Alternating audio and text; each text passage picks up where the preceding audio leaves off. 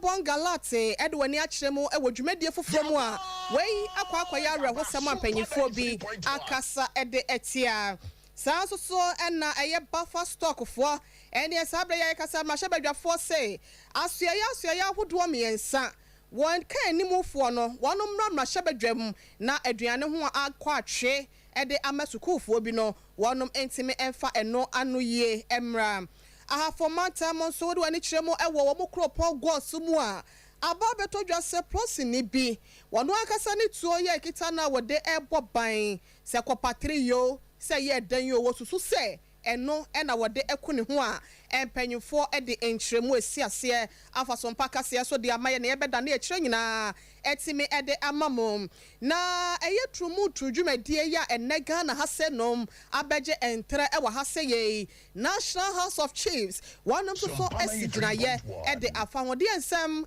na anopei na nanom ese de afasa ensem ne ho vakofo anso so abobo foto bi ni nyina no wonom atimi ayadom ama adesua ho sense be gina ne naso nteno wonom akoye manso afrafo afrasofo adoye bia yede emu nsem nyina ebeba mo na wode wani kirem so ewo eye onimonyafo Edward in the Green susu a we assembly member de ma de hye mo wo eye ku Green Nantinga wono so express adehye bi fribokina abeka wonom sa wona yemu ene wadidie mu no akwakoye wo haunte no wode ensem eye adesre bi ato empanyimfo eni mabusia wei ene ensem bi eka ho ene ena no pay mosonfo ohene ire maame akua yeboa esia mama trasia me de ma no begu ho asew ede amam na ya kai se Facebook no eye Sompa TV Ghana ana Sompa 93.1 YouTube no eye Sompa TV Twitter and also eye Sompa FM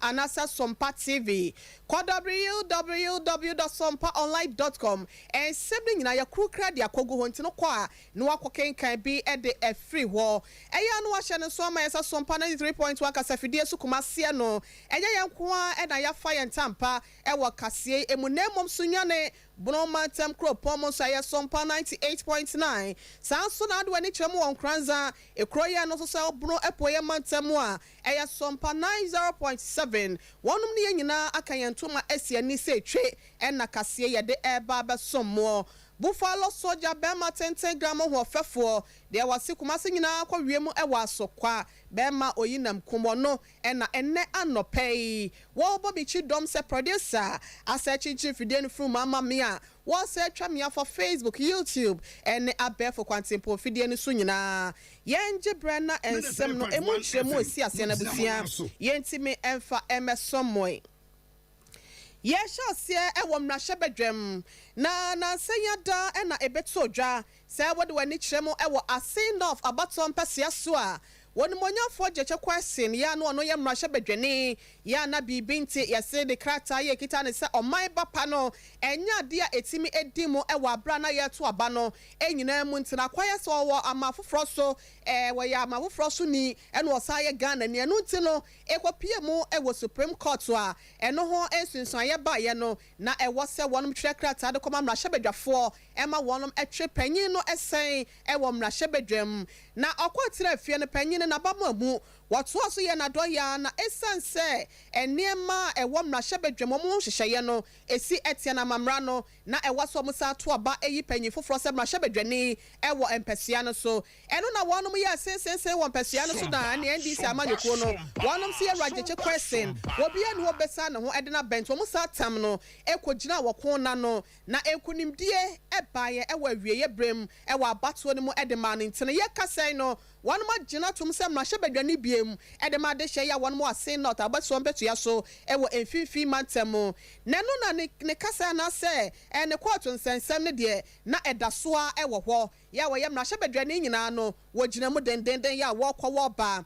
na wonom ekọ asetena ewo court eto nsa frɛ no nenu ena dom kuma no ya wonom mrahebedwan se da bi etua yonko ho a wo se etua dwawei eka wo 90 na aka wo tonte no se wakwato se aboa bi esi onua jeche kwesen so a won kasa won sore ne so da won nya ne mu na emo beka so won sore won so nti wo nyina agi twi ni trada ekogya no ewo mra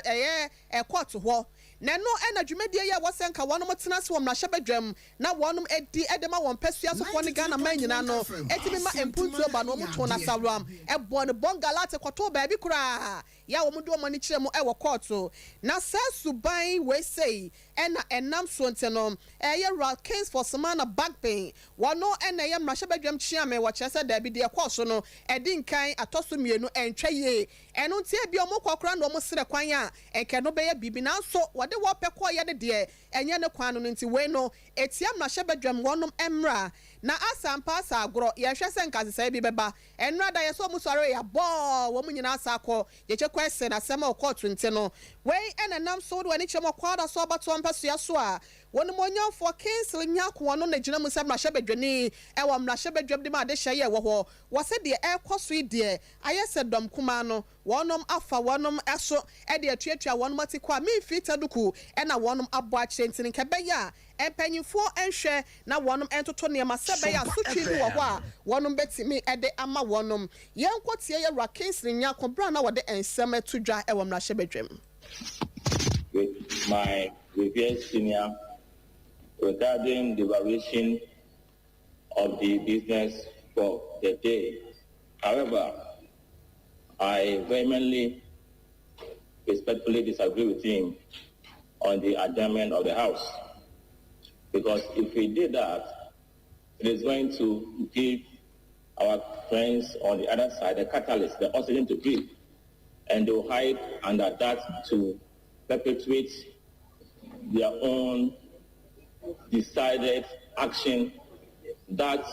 in my respective opinion, does not inure to the benefits of their constituents. Our colleagues are supposed to be here to pursue the agenda and the interest of their constituents. Nobody bars them or prevents them from solidarizing with their colleagues. But I think that in this instance, a delegation could do way a Kingston Yako, Quada Sabaton Bessia, so much bedwani. Anya Samuina Muji Bumakono, and a chese mo ye Juma, Eddie Ama Mina, and Asa mo chere, a year a subi at the Amaya Raja question, no momno, and come back to me, Amadoana, Tram Shabedrem, now one etimia de Juma, now come ye a drum crabby, now one aqua tanachi, our court to her, and to dear try and dear, ye Rakins Yako, one no and a HSA and shed that and Trayentino, one among share, now one of Ancestor Womadrin, if he says so, and a bino at home. Ye jina mo biem awam na hyebedwam na ye kasa wo de wani kiremu e wo suku ahodo mu a enuane ya aban no eba ye wo se wo de ema wonom kwa no ya de ho akọ atwe kakra ene ye se wo de wani kiremu o manso ene miamia ahodo pii na awofo ne woma ekosuku anko benya aduane fredi no wankasa no oto botom eyi sika de ma wonom a weni nyina no ema nkwada no suku kọ na koye bibie wo ho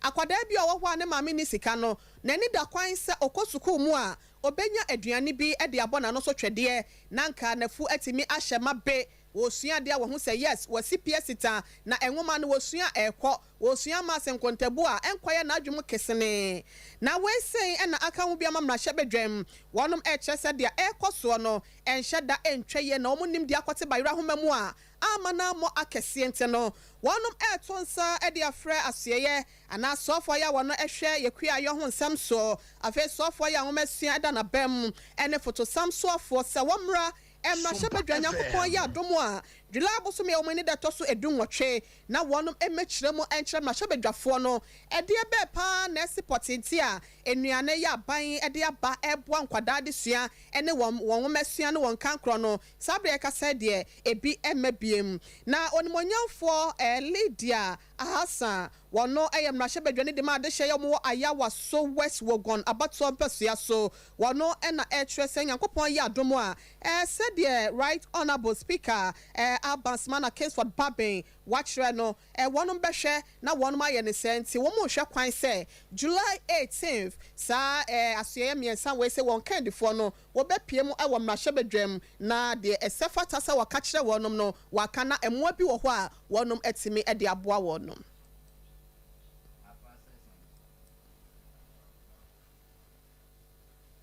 2023, the Business Committee 2023 to the Business Committee to program the ministers responsible for finance, education, food and agriculture to appear to the House, to appraise to the House on the challenges confronting the National Food Company Limited. The committee has accordingly programmed the ministers to attend upon Parliament on Tuesday, 18 July, and brief honorable members on the matter. For the attaining Ken Ayawa so West Wogon about so MPCS so when Monya for Lydia Ahasa and ye qua equatia no. Ye boy Romo ewa and send for Fromo, not ye qua for Mantam Cropo Gosumu. And what and Ababa told us a prosinibi on also in the Juma, ewa for regional office. Eya dia ye kasa watina nanom ensiado ya na ni nyina da ene se wonom ekire se be dia ko ene kasape kromienu ya mabodin na kwantempo no so ene okogina ya na wo bokwan na nasa wo boban ewo ho wo bia hu de ekoye ede ye ti se etuo 10 na hwan ena etuo akasa ne wo mo ekohwe ya na kyese enye obia se eye police officer ya wano so ye friend Titus Avoka Azaziyandre wano ena etuo akanin na wodo ani kyeremu asunafo nofo a panyinfo wo se asebwe se na se edwetwe wano maso kakra because papa ya de a watena prosimu acha kakra de na so no near marketing ketia ya bambo ho nimde no wonom ede ama wonom na so no womu enim de ekoye ya namso nte no ye wrai etu ese wanso mu yo se wankita ne yo se de benyo ya ede oye ne we say aba assembly member ya wono ewo eye empotem ho woni monya for Ahmed Abdulrazak wane Sompa kasia for the train komo ema wo de ensem emu nkyeremu ede ma ye yenkwane yekotie ne nsem ne bimrai. And to Munichef, police woman, son, and a panel said, about only deacon, the accident you got only deacon or checkpoint in between, Roman sending the diapo, forest and checkpoint to me. Now, the other police are on Mukudu, not on Munyamba. The accident liquid here, I'm observing the heading, could fish or about Mobama. That's all I know what the honor. A tuno, a trainable, and I will be a factor. King Munichef said, I say, a offer to the back, a Jumano, one clear, is a tuno, will be careful, and also. Bullet edu and I say on one for fire or they baduchi on one clock each with the man about the shape. And I tune to say that Tiano said, o'clock in about ship when I send looking for a 2 o'clock Jim White, it's metal. To have pan out the third to up Jim Wana, Tuno Sano Shannon, and I, that's so yeah, a kind of man or Shannon, and a police service person. So how can I say, no more father for air go so one hospital, Modiba for too much spending cosmetic. Ebusia fora hosem ya SC ewo ahafomantem kropon go so prosi akache kese ya eno ho ya sergeant Titus Avoka ya sabe ka said wetin nanom ewon se do no ni wo ya wawo no eho ensem nkyeremu ena odimonyafo Ahmed Abdulrazak ya wono assembly member dem adehia wonom ewo kasapen eni bedi akon empotem ho no wode enkyeremu emma yankase ama ne boni ya ye friend Kwame Opamboa ono so eto nkrai edi free ho emma yen anopa no nsia brem kase na abusia wasogu so awutie ewo Sompa 93.1 kasafidie so brekwa na wotie nka wosunyana ne mpotemo Sompa 98.9 sanso ena nkranza eno say Sompa 90.7 ko Facebook Sompa TV Ghana ana Sompa 93.1 YouTube no Sompa TV ye run semnimo ede akwa afofromo na Ghana hasenom asemba koya emfie kakrani abeto bedwasrede yetutu ne srani abasa ebika ensamone ede fa hom ye bi nso so egitum se yensempa eye fa ahudie ho nsam na ye ka no eno timu obia entieti obi fa ahudie so obi ntimi nka obi kasaboa enhye obi ntimi kasa anaso obi ntimi nka obi ni yoye ya wonu wo filisa wo ye beboa no obia entimi nya obi hwe ewo ho na ne nyina no eye trumutu ya to ne di se LGBTQI+ no na eno ena enipa bi krampa sorry atia se sa amamode we say eyade a amwa Bible mokran Sodom ne Gomorrah eyade eno ena enam soma oja eto edugu wonum so ehye wonum ase drobe na eba ne sen ena Ghana yato ya mamre ne ya mane atwene ama enne akwasi kokko bro ne metenten wono akasa ne kuro mu niam nyina ena yakoso ade aba begu ha se numen yese amamre ohwe no yantoto na se orefi kuro mu hina benya pepi na no eya na wo yira e wo bedwa se na se to mu to dwumade die efri tetentene ne nananom ese ya chiwade a ebo oman na kwaba ne se ne de Ghana de hye se eye fa ahode ho nsem ti yenjai na ne edua kura na obi pese wode ewo ne ho ana se bema ne bema eda aboa ene bema eda aboa ene oba eda eye obi fa ahode nti yenjai mu na ena ye kasai no National House of Chiefs mesre anasa mechre na nanu matankonwa bedwa kese ye no ewo omeyi mu watena kese no ewo Kumase menhia asase so wonom so akwa asetena a kire se panyin ewo fia eye panyin entrefie masefo emfonte no satu mu to dwumedie ni nyina da wonom na nanu matankonwa bedwa kese ne de wonom edo mu nsa esi wonom bo aka ne play fa e de akire amansa nyina se eye ensamone de eye amamode eye chiwade enti wonum ensuso so nteno wobia enti me mehye wo kutupa anase enhye wonum se wasa nananom so no wonum etimi gi wesei etumum na enano ya wade ya no achi ya na wo kwa asetena wonum egina sie ya eba ye no oji ahwohwo ya ojebi wono ene president ade ma ekuo na anase efie ho wono na gina mu a woto nanum tuo ede ensem ede di sei Declaration of LGBTQ plus as an abomination. Nananom LGBTQ plus is evil. We, the chiefs of Ghana, have been inundated by calls from our people to make an open declaration concerning the threat by LGBTQ. We, the chiefs, as the custodians of culture, the customs and traditions of our people, wish to state categorically that our traditions and customs recognize that our Creator, God, or Allah, and called variously by different religions, created man and woman to occupy the earth and procreate. There is therefore only male and female gender, and no other gender. The Christians' holy book, the Bible, Muslims' Quran, and our traditions and customs affirm this fact. It is therefore an abomination and against all our cultural values as Ghanaians to allow others to import into our country anything contrary to the above values that we have cherished over the centuries. We, the chiefs and our subjects, declare that we will not allow any group to propagate any cause, conduct, or behavior called LGBTQ+, or similar, be it man marrying man, or woman marrying woman, or in any other form in Ghana. This is an abomination, and we declare as immoral and an affront and infringement of our cherished values. We call on the police and other relevant institutions not to allow this abomination into the shores of our beloved country. Of course, we are not calling only on the police, we are calling ourselves too. Abusia Ojia wo ya JB wono ene National House of Chiefs na nanu matankonya bedwa kese wo meyimu wonom Kendi force president what do I need chemo e wo bibie ni betre sehwi anwea so traditional area so a wono ena nanu matankonya ya wonmo ho no oye ohe popra woda wonom ano ose ensemfo ho se bie so se bie ku yen so na osre one more can be a woman in our mayimu, a man penny for, and Rashabedra for a soft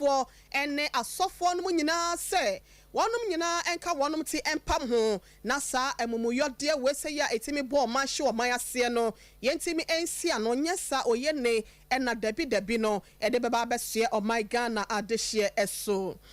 Yeah, boy, Remoa, Valco Trust Fund. Yeah, Kasa, one etimi SC a dying, so could die. Yeah, no more than kindergarten for eno ewo manso afraso ewo amansia South Mensimo ewo Asante Mantamasenom na ne nyina mu no eye dwumedi a aban yi His Excellency Nana Adodankwa Ekufuado nani so ade hunu se obetimi aboa ahwe ama nwomesua agina ne naso afa ne ntampa efra no eye ade a wonom se omo edeboa na ne titio no enkwada ahodo ya wonom esuade ewo enuase enkwada esuade krampo na behu se owo na wate firidua so na wabegu obi table so se rakam obehu se enkwada ne nyina ball no omo tiata nyame ampata krampo na okoka akwada bi ama na frimo omo so omo ye ne nyina aboa se be ya wese nyina no eto obetwa amaga na nwomesua so no etimi afa ne ntampa ede efra na bra na dwumedie no ekoso mu si dan ne wie ye na wonom ejemu ede ama ekro no ema no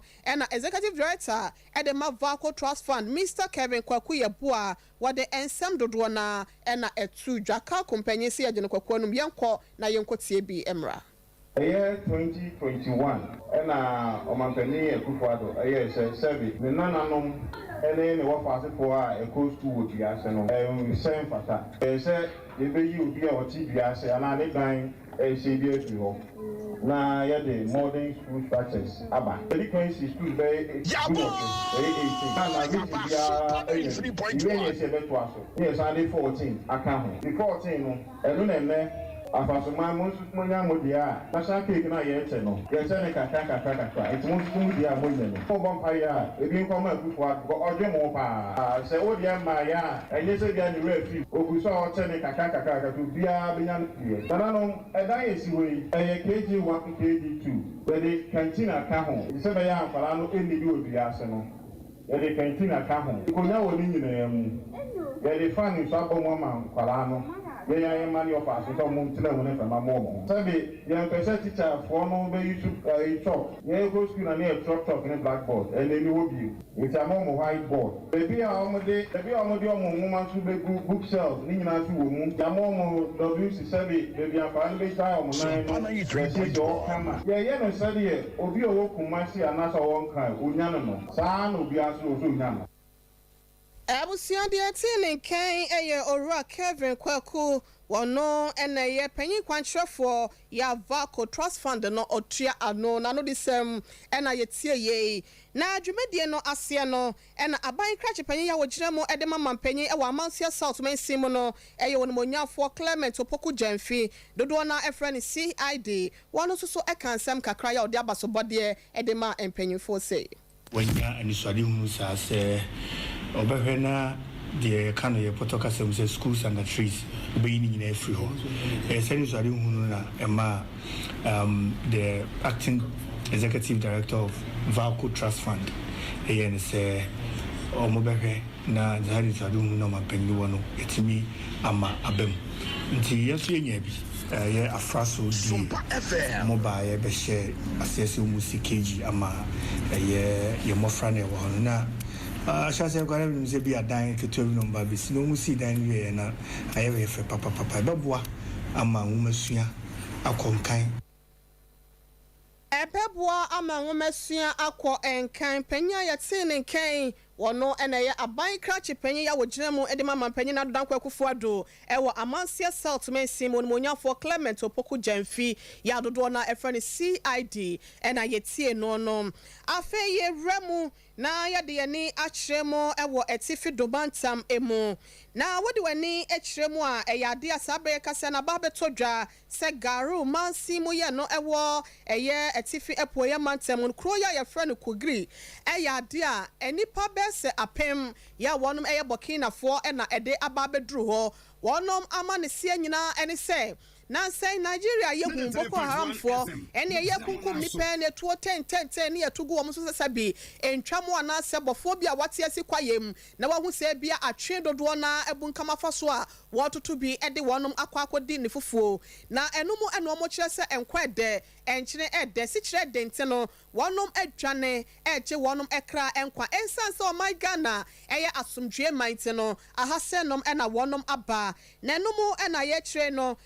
assembly member ya wono ewo kugri importam wo won monya for Edward in the Bugri wono e trese wono maboma joma wa we tu de nanso no eniema hodo bi ebetimi aboa wonom ama wonna yemu ene wadua ne diemu akonkan no wo se ayeden ade ama wonom ti sabre de wakoto asre wonom mo nsem wo bie mampanyin ene empanyinfo ahodo ka ewom no sa wonom meye wonom adom sebeya eniema hodo ebetimi aboa ma wonna yemu akonkan ama wonua ne diemu so bibia afa ne tampa efra no empanyinfo emra won slabem e wo sa kwan so. One of the major things they have food security. As I spoke, many of them have food houses have been burned, their barns have been burned from wherever they came from. So majority of them are buying food on credit with the hope that when they farm, you'll be able to get enough to be able to settle back the food that they are borrowing now. They were supposed to buy, but majority of them cannot. So I have spoken to community members to just lend them with food stuff for now because they are all God creatures and they are all images of God. I've counted those that are in our books, those that we have registered according to the UN Refugee Agency as well as the Ghana Refugee Board. We have 1,686. 1,686. Out of the 1,686, we have about 700 and something living in Ouagadougou, and the rest are living in Kugri. 93.1 FM. In one electoral area. So one register has been used to integrate them. Ewusia Kugri Natinga electoral area ya no ewo garu mensimo ewo etifi epoye mantemu assembly member ya wono ewo mpotemo no monya for Edward in the Bugri na ya ne no twetwe nkomo no wose wonom eye nyankopon seso ene ni suban so wabo wonom oye abode enti no wasrasra se obi amwa kromafo no eye wonom afam de na so no eye na entimi enso wonom so ye enti no wamra na wo mom nsem wobie philanthropist for no wonom nyina anya adom na ban ne so meso wonom mo masa bokina befo ya wo dodo no ebro be apem no wontimi enya tenabia papa bi emma wonom ewo empotem ho ebusia ye ka cho se miso free drink no ewo adwaman so enne akwa ya memenda enne aye ahodo media ahodo pina na ekoso make us say obi wade enne obi to ne bedding anopeya sanso no obi nso so to ne party say your birthday say your anniversary be na wudio mesro miso free drink and I come for the ama war. Way I no dear bia and no preservatives. And yet the other 6 near money and my woman no any see waka crabina so conoma na do ye ede brewono. Yes, mizo, mizo, and the mizo na ye come for the ama wontino. Nyabi na edonom, nyabi efa serve you a wo and no what do for ya one eba udrumedia se and ne anopay a wie and enumre baby a wobiano na entimi more FN munyam share entimi enfamro. Ye come for a 5G mezano and so at the amount and also so ya dia what the service media who do be asia and many munyam e baumu amount for kwa hon sempa and our day air call 5G no ye the guarana grapefruit and a green tea ginseng and the carbon my dia yenteno one num e boni peduana mana hoden e jinja wa watoba ha wadwuma yem e betimi asa hye kutupa e wa hoden mu na watimi abo adwuma ginseng na wo so boa mema papa enti ye kan for the am obi o ye adwumaden bia na obi a watoba ha e wo ahoden mu bomadian fresh 0246 270 221 0246 270 221 Woko ehwa overseas Alpha Radio Nchanwa 21st Clinic Manager Daniel wo obenya bi e de amount sanso na post office abawa wonsa ebeka bi adumni asumdwe Baptist University ya no wabu akwa no tra ho a wonsa beka bi sana PNC so wanum nyina eto binti Sompa fiduam hanso ebosu secha number no na mede atudwa no betimi afre na etimi abo 0246 270 221 Yero Santi Yabua Benedict Ayasamu for Penny Kukwa Veronica Jando Akosia Somua Kwabna Kese ya Boa Maso for Mami Premeni Akosia je wa kodie ya Grace ene one mama kenyina ya one ma fam de Emma Sompa Kasia bedan wo ewo Kumase ewa breso nyane so ekwenya kwa bronoma na napoku ene ochami ni mosiemu nyina so eye one ma fam de boa ye wote yen kan so ewa Nkranza Sompa 90.7 Papa Toast ene na pamfo enso nyina da wanom eboa ye emansemi etimi ebedan mo medi de ohene ire ma me ekua ye boa esiama me be sori so na ya boa ma Libya boga wetimi de Ghana fapim dwumedie no etimi atoa mo so ye sori de ye nua be ma prekope ye kunu ye de dofo ya de nyina Rexford Kwete dodo na friend Rex anasa Sompa didie why graphic designer Ewatara One Media. Yanum the Dijuma Ewa Sompa FM Sompa TV has said to be precise. And ne Ewa Woda Sompa didie so frink na air bank awo ya ira Dr. Salah Daroma and Wakofa wo buy a Dr. Blessed Foster baby obi nyame shanko anya fast. Kayemi anu ko di sense me won ko fonsem. And ne Eya Sompa didie ni birthday. Enti bro nyame pa and a yes ready ama wo. Nyame fa wonfra domo enkwa domo okatachie basa ya domo hata munkumachi no ankwaso afa ne bambo enkata wo so oni wanima no pa wi anwumre ne dasuo mo Bebia ebia obi mpe wa asem atwe okrade akohye ebia no ye ka kire osuja se ensa ne ho enfama oma wonkonkan oma adom no munkanfa oso erade ba onimtie ene adwenyan se siase ya obetimi ede adi dwuman ama ne siase na timi aboa amatara 1 afa ne ntampa efrao Dr. Blessed Foster ne panyufo ya one more Sompa TV Sompa FM nyina ne titru ene me unuaba ene Buffalo Soldier we colleague yes say we love you so much papa happy birthday to you bro Rexford Sompa didie enjoy your day to the fullest ebusia yen sorry so na Ghana fapim dwumedie no na ya boaba Libya boga wontimi emfa emetoa so emfa emamunyankopon ya adoma donku brem healing point dwumedie no ye de beba aba besomontia na ma hye no so e de amaye